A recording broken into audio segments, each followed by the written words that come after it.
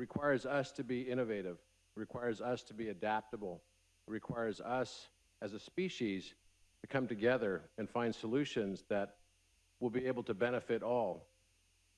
There's a new sense in the world of a change in cosmology, a change in the understanding that mankind is understanding and beginning to realize that the hurt of one man becomes the hurt of all, and the benefit of one man or woman also becomes the benefit of all, or the detriment of all. At this moment in time, it becomes so critically important for us to realize that there are broader perspectives to see and to take in the world.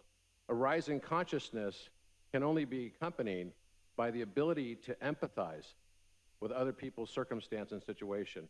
This requires us, I believe, to be able to put ourselves in other people's shoes, to feel what they feel, to experience what they experience. Maybe the one universal creator has divided himself and herself into all of us together, to experience itself through our eyes of unique perspective. Each of us populating this field of information with our own unique viewpoints, made and conditioned by our own conditioning biases. These unique experiences actually feed us all to learn more and gain wisdom. The word philomath means lover of learning. And maybe the universal creator is exactly that, the greatest philomath that ever has been or ever will be, to learn through our eyes of perspective.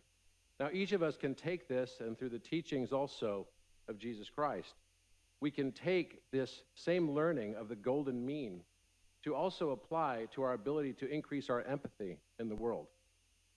I believe that today we've found ourselves in a situation where the muscle of empathy has become atrophied. We live in a world of not only our own echo chambers of conditioning bias that are driven in large part by AI and other types of technology that put us into these echo chambers continually, but it is ever increasingly important for us to realize that we have put ourselves into this kind of conditioning bias. And as such, it becomes incumbent upon us as well to expand our perspectives. This is one of the reasons I love geometry, because geometry helps us to see new perspectives and viewpoints. And that by seeing new viewpoints and perspectives, we can expand our own perception of what is. If we look at a crime that might take place somewhere in the world, there might be 30 or 50 eyewitnesses to said crime, but each will have a different viewpoint on what exactly took place, which is the point of consternation for many a court system around the world. It's because we don't see the world as it is, but rather we see it as we are. We cannot separate our own observation from our own biases that come into the situation. But this is something that we can also embrace, realizing that we are only one part of a larger whole. I spent my entire life collecting facts, learning facts of wisdom, because I wanted to be able to practice and exercise greater judgment and discernment. What I later realized what I was missing was that each of these facts was merely a facet of perspective. The spelling was not F-A-C-T, but rather F-A-C-E-T. That maybe the only larger truth is the love that underlies it all. That maybe I was only seeing one facet of a larger prism of perception. As we look at how to innovate in this world of dramatic change, where even mankind is probably coming to a circumstance where we're unable to deal with the degree of complexity or even manage the complexity that we now see our world facing. We have rumors of wars and wars undertaking around the world. Isn't it time that we all take a step back and start to think about what it means to be a human being? For the last several hundred years, mankind has actually been more human doing than human being. I believe this is large partly fueled by how we have organized around the world and the globe. We have people who are leading countries and governments that are unable to recognize that their one point of perspective might only be one viewpoint amid a much larger perspective. And I think part of the reason why we find ourselves in this situation is because of the educational system. The educational systems that we have are very much reductionistic in their approaches. meaning that we find ourselves in a world of hyper-specialization, a world where we don't understand that there's actually an indelible connection between music and mathematics. We don't understand that art can have a profound impact on how we view mathematics and how actually the language of the universe itself, as Galileo once posited, is actually mathematics. Connects all of it.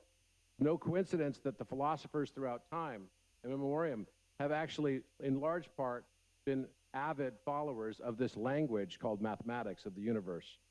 But we forget the divine behind all of it.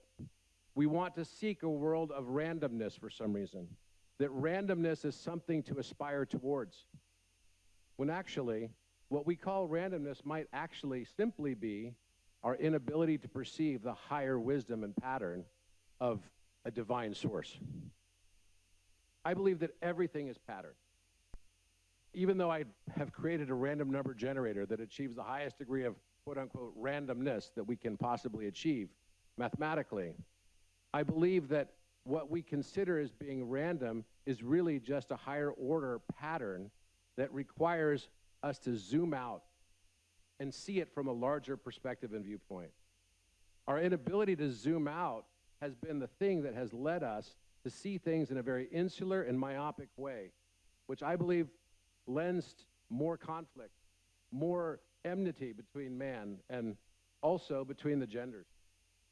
We also find ourselves in a world right now where my son, only 4 years old, is growing up in a very different world and has to deal with the situation of being a male child, which now is becoming a very difficult thing in society, especially a white male child.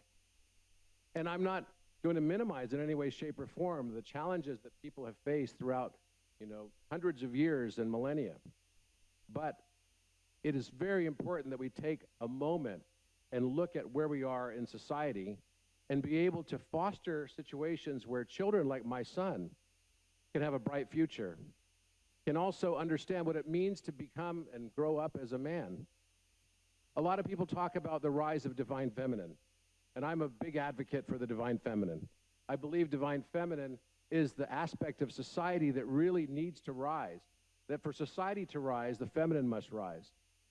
Women have to basically step into that divine feminine for our men also to rise. I believe it's because men have lost their own way in many ways to know what it is to be a man today, and because men are not strong, women have found themselves in a situation where they're forced to try to find ways to rise in this society and this construct. But as the two genders work together, divine masculine and divine feminine, both will rise. And we need to have voices freed. The voice of women needs to be freed to be able to express itself entirely. And I believe women have the power to nurture and bring about a whole new world. And with this new world, we'll see dramatic change. That's my hope. Because certainly the circumstance that we find ourselves in today with conflict in the Middle East, with conflict in Ukraine, it's easy to forget our own humanity. That we start to believe that when one has perpetrated an evil act, that it must be compensated with another evil act, that somehow that is justified. Well, one of the things we can learn from Jesus Christ himself is the two great commandments. Love your neighbor as yourself, and also to always put aside judgment, lest we be judged with the same judgment that we cast on others. These two things are very simplistic, but they teach us a lot, because the Mosaic law was put behind us, and it was replaced by the law of the good news, the gospel, love. Love is the highest commandment. We're here, I believe, to learn how to love and how to be loved. I'll repeat that. We are here, I truly believe, to learn how to love and how to be loved. And we find ourselves in a situation that's very challenging in this world. In 1962, John F. Kennedy said, "We choose to go to the moon. We choose to go to the moon in this decade, not because it's easy, but because it's hard." because that goal will serve to organize and measure the very best of our energies and skills, because that task is one we are willing to accept, one that we are unwilling to postpone, and one that we intend to win. Mankind has found himself at many times in the situation of impossible odds. How could it achieve? How could we achieve? And what we've learned throughout millennia is that when we work together, even a small group of people can actually move and change the world. In fact, it's the only thing that ever has. Nelson Mandela has been a great mentor, not because I met him, but because I read his story with very, very deep attention. And while he was in prison for 27 years, he had one poem that had such an indelible impact on his life that I'd like to share with you. Out of the night that covers me, black is the pit from pole to pole. I thank whatever gods may be for my unconquerable soul. In the fell clutch of circumstance, I have not winced nor cried aloud. Under the bludgeonings of chance, my head is bloodied, but unbowed. Beyond this place of wrath and tears looms but the horror of the shade. And yet, the menace of the years finds and shall find me unafraid. It matters not how straight the gate, how charged with punishments the scroll. I am the master of my fate. I am the captain of my soul.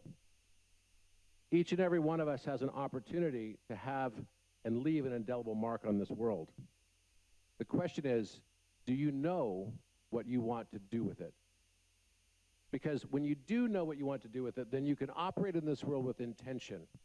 I encourage the women here, the powerful female leaders, to lead, to be feminine, to nurture this world. Be authentic. Be who you are. There's no need for us to be someone that we are not. We simply have to remember who we are and why we are here. Thank you very much.